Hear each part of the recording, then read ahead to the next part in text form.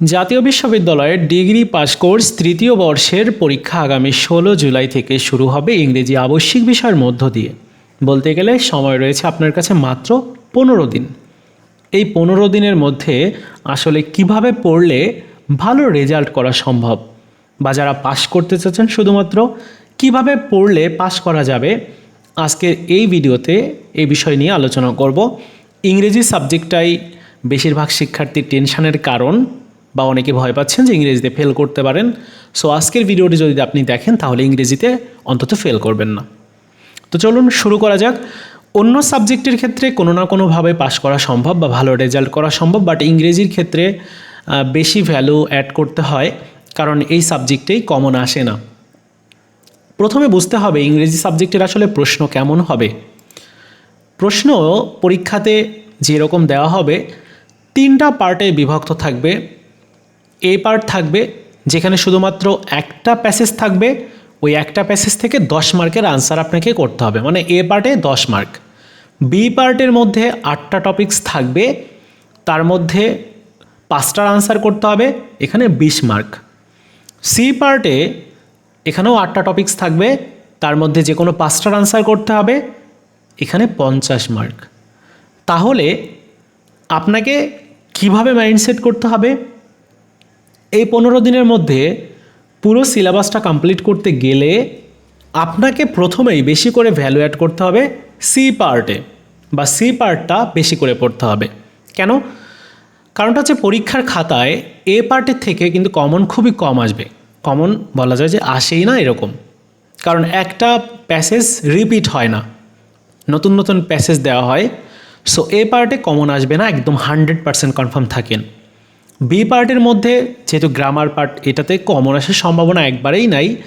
So B পার্টটাও skip, প্রথমত এ এবং B part skip. এখন সি পার্ট নিয়ে হচ্ছে বেশি গুরুত্বপূর্ণ বা বেশি গুরুত্ব দিতে হবে। সি পার্টে 50 মার্ক। এই 50 মার্কের মধ্যে আপনার অন্তত 30 থেকে 35 বা 40 মার্ক পাওয়া উচিত। যদি ভালো স্টুডেন্ট হন তাহলে 35 থেকে 40, যদি একটু নর্মাল স্টুডেন্ট হয়ে থাকেন তাহলে 20 থেকে 25 বা 30% নাম্বার পাওয়া উচিত এই সি পার্টে। অনেকে বলবেন যে ভাইয়া কীভাবে আমি পাবো? বলে দিচ্ছি তো কীভাবে পাবেন। পরীক্ষার খাতায় প্রশ্ন পাওয়ার পরপরই আপনি সি পার্ট লেখা স্টার্ট করবেন। সি পার্টে প্রথমত থাকবে হচ্ছে প্যারাগ্রাফ। এখন প্যারাগ্রাফ অনেকে স্কিপ করতে বলবে, অনেকে ইউটিউবার স্কিপ করতে বলবে। আমি বলবো যে প্যারাগ্রাফটা প্রত্যেকেই লিখবেন। কেন? কারণটা হচ্ছে আমরা ইতিপূর্বে যে বোর্ড পরীক্ষাগুলো, যেমন 8-এর বোর্ড পরীক্ষা দিয়েছি, তারপর এসএসসি, এইচএসসি, সবগুলোতেই ইংরেজিতে প্যারাগ্রাফটা আমাদের লিখতে হয়েছে। তাই প্যারাগ্রাফটা আমাদের কমন বলা যায়। এখন প্যারাগ্রাফ কোনটা পড়া উচিত তাহলে, যেহেতু লিখবো আমি? আর সি পার্টে যেহেতু আপনার 8টা টপিকস থাকবে, তো যে কোনো 5টা টপিক্সে আপনার এখন থেকেই স্টাডি করতে হবে, বা এই 15 দিনের মধ্যে অন্তত 5টা টপিক্স কমপ্লিট করতে হবে যেগুলো আছে আপনার সিলেবাসে। প্যারাগ্রাফের মধ্যে সবচেয়ে বেশি গুরুত্বপূর্ণ হচ্ছে ট্রি প্ল্যান্টেশন, অনেক বেশি গুরুত্বপূর্ণ, এবার আসার সম্ভাবনা 100% রয়েছে। এরপরেই রূপপুর নিউক্লিয়ার পাওয়ার প্ল্যান্ট, এটা খুবই গুরুত্বপূর্ণ, সম্প্রতি একটা আমাদের বাংলাদেশের গৌরবময় বিষয়। সো সম্প্রতি রিসেন্টলি যে ঘটনাগুলো ঘটে থাকে এটার উপরে বেস করে অনেক সময় প্যারাগ্রাফ আসে। কারণ গত বছর আমরা দেখেছি যে ডিগ্রি 3rd ইয়ারে আর্টিফিশিয়ালি ইন্টেলিজেন্সি বা কৃত্রিম বুদ্ধিমত্তা এটা কিন্তু আসছিল। তারপর অনার্স 2nd ইয়ারে আসছিল জুলাই রেভুলেশন।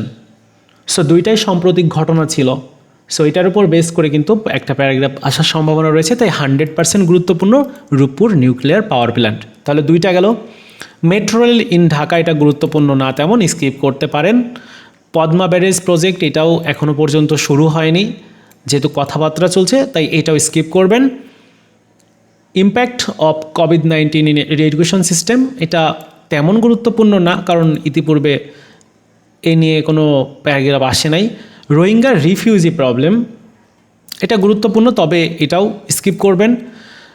ফেসবুক নিয়ে যে প্যারাগ্রাফটা রয়েছে খুবই গুরুত্বপূর্ণ একটা প্যারাগ্রাফ। সো এইটা 100% গুরুত্বপূর্ণ। তাহলে 3টা গেল।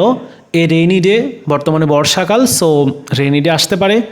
ডিফরেস্টেশন, এই যে ট্রি প্ল্যান্টেশন এবং ডিফরেস্টেশন, এই দুইটাই কিন্তু খুব গুরুত্বপূর্ণ 100%। ড্রাগ অ্যাডিকশন মোটামুটি, ফ্রেন্ডশিপটাও এরকম মোটামুটি, ইভিটিজিং এটাও বর্তমানের প্রেক্ষিতে ইভিটিজিংটা গুরুত্বপূর্ণ, মানে এটা বলা যায় 100%। করাপশন, দুর্নীতি সম্পর্কে তো সবসময় গুরুত্বপূর্ণ হয়, এবং এয়ার পলিউশন যেটাও গুরুত্বপূর্ণ। তো মোটামুটি 14টার মধ্যে যেগুলো বললাম ওইগুলো পড়ে যেতে হবে। এরপর প্যারাগ্রাফটা লিখলেন, এরপর রিপোর্ট চাইলে আপনি স্কিপ করতে পারেন, রিপোর্টটা স্কিপ করলেন। যদি আমি পরে বলছি যে রিপোর্টটা অনেকেই স্কিপ করে, তবে রিপোর্ট সহজ হয়। এরপর ইনফর্মাল লেটার বা ব্যক্তিগত পত্র, যেখানে news paper, English news paper সম্পর্কে লিখতে হতে পারে আপনার বাবা মা রিসেন্টলি মারা গেছেন রোড অ্যাক্সিডেন্টে, এই সম্পর্কে। তারপর আপনি গ্রাজুয়েশনের পর কি করবেন, এছাড়াও স্মোকের যে ব্যাড ইফেক্ট রয়েছে সেই সম্পর্কে লিখতে হতে পারে, অথবা আপনি ব্যাড কোম্পানি বা যারা বাজে বন্ধু তাদেরকে অ্যাভয়েড করতে বলা সম্পর্কে বা অ্যাডভাইস দেওয়া সম্পর্কে লিখতে হতে পারে। তারপর অ্যাটেন্ড রেগুলার ক্লাসেস, এটা কিন্তু গুরুত্বপূর্ণ একটা বলা যায় ইনফর্মাল লেটার। সো যেগুলো বললাম বা যেগুলো এখানে দেওয়া আছে দেখে যেতে হবে, পড়ে যেতে হবে। তাহলে আমাদের 2টা সেট হয়ে গেল, ইনফর্মাল লেটার, প্যারাগ্রাফ। এরপর হচ্ছে অ্যাপ্লিকেশান, যেটা অনেকেই পছন্দের তালিকার মধ্যেই থাকে, অ্যাপ্লিকেশান অনেকে লেখে। সো অ্যাপ্লিকেশানের মধ্যে সবচেয়ে বেশি গুরুত্বপূর্ণ অ্যাপ্লিকেশানটা হচ্ছে আপনার ডেঙ্গুর যে প্রবলেমটা ছিল, বললাম যে রিসেন্টলি যে ঘটনাগুলো ঘটে সেগুলোর উপর অনেক সময় আসে। তো ডেঙ্গু নিয়ে যেটা আছে এটা কিন্তু গুরুত্বপূর্ণ, প্রথম অ্যাপ্লিকেশানটা গুরুত্বপূর্ণ। এদিকে রয়েছে ওয়াইফাই ইন ক্যাম্পাস, এটা গুরুত্বপূর্ণ। ইংলিশ ডিবেটিং ক্লাব, এটাও গুরুত্বপূর্ণ। মাল্টিমিডিয়া ক্লাসরুম তেমন গুরুত্বপূর্ণ না। রেজিস্ট্রেশন কার্ড হারিয়ে গেছে, এই সম্পর্কেও গুরুত্বপূর্ণ। এরপর এসে লেখার দরকার নেই, স্কিপ করবেন। তাহলে 3টা গেল, অ্যাপ্লিকেশান, ইনফর্মাল লেটার এবং প্যারাগ্রাফ, 3টা গেল। এরপর অ্যাম্প্লিফিকেশান চাইলে লিখতে পারেন, নাও লিখতে পারেন, অনেক সময় কমন আসে না এটা। যদি কমন এসে যায় তাহলে লিখবেন অ্যাম্প্লিফিকেশান, সো পছন্দের তালিকাতে রাখতে পারেন। ডায়লগটা কিন্তু প্রত্যেকেই রাখবেন, খুবই সহজ হয় ডায়লগ লেখাও, একদমই সহজ। ডায়লগ লিখলে আপনি যদি আপনার সব কিছু ঠিক থাকে, সেন্টেন্স ঠিক থাকে, টেন্স ঠিকঠাক থাকে, তাহলে ডায়লগের মধ্যে কিন্তু সবগুলাই বর্তমানে চলছে বা প্রেজেন্ট টেন্সে হবে সবগুলাই কিন্তু। সো ডায়লগটা প্রত্যেকেই পড়বেন। বিশেষ করে হচ্ছে ক্লাইমেট চেঞ্জ, তারপর প্রিপারেশন কেমন পরীক্ষার সেই বিষয় সম্পর্কে, লার্নিং ইংলিশ সম্পর্কে, ট্রি প্ল্যান্টেশন সম্পর্কে গুরুত্বপূর্ণ একটা ডায়লগ রয়েছে। পোস্টার, অ্যাডভার্টাইজমেন্ট, এগুলোর মধ্যে যে কোনো একটা আপনি লিখবেন। পোস্টারও সহজ, অ্যাডভার্টাইজমেন্টও সহজ। তাহলে পাস করার ক্ষেত্রে কোনটা গুরুত্বপূর্ণ? এখন পাস করার ক্ষেত্রে অ্যাডভার্টাইজমেন্ট অথবা পোস্টার সংক্ষেপে অল্প কিছুটা লিখলেই এখানে মার্কস পাওয়া যায়। 10 মার্কস না পান, আপনি 8-9 মার্কস এমনিতেই পাবেন।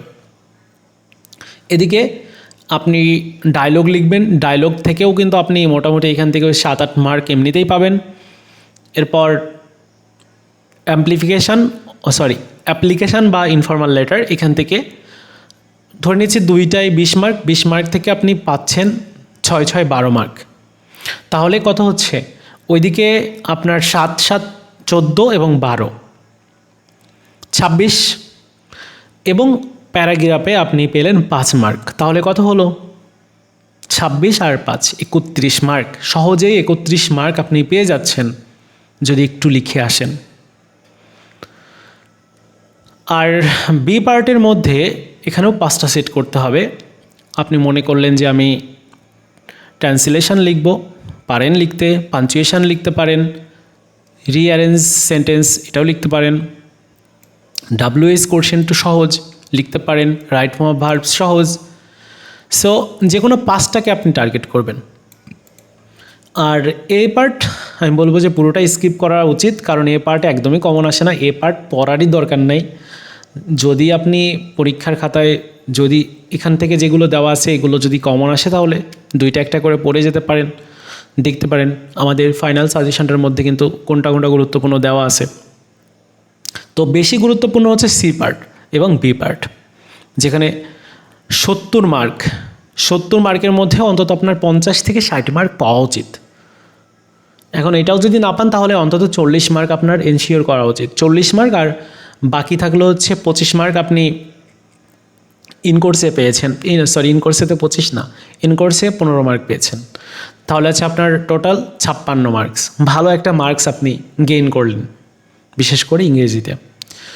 তো বন্ধুরা, এই ছিল হচ্ছে আপনাদের ইংরেজি নিয়ে, আপনি ইংরেজিতে কিভাবে পড়বেন সে বিষয়টা। আশা করি যেভাবে বললাম এভাবে যদি পড়েন বা পরীক্ষার খাতাতে যদি এভাবে উত্তরগুলো লেখেন তাহলে ভালো মার্কস পাওয়া সম্ভব। ভিডিওটি ভালো লেগে থাকলে লাইকস, কমেন্টস, শেয়ার করবেন। আর প্রত্যেকটা এই যে প্যারাগ্রাফ কীভাবে লিখতে হবে, এসে কীভাবে লিখতে হবে, এগুলো নিয়ে আলাদা করে ভিডিও থাকবে। সো এই চ্যানেলটিকে প্রত্যেকে সাবস্ক্রাইব করবেন।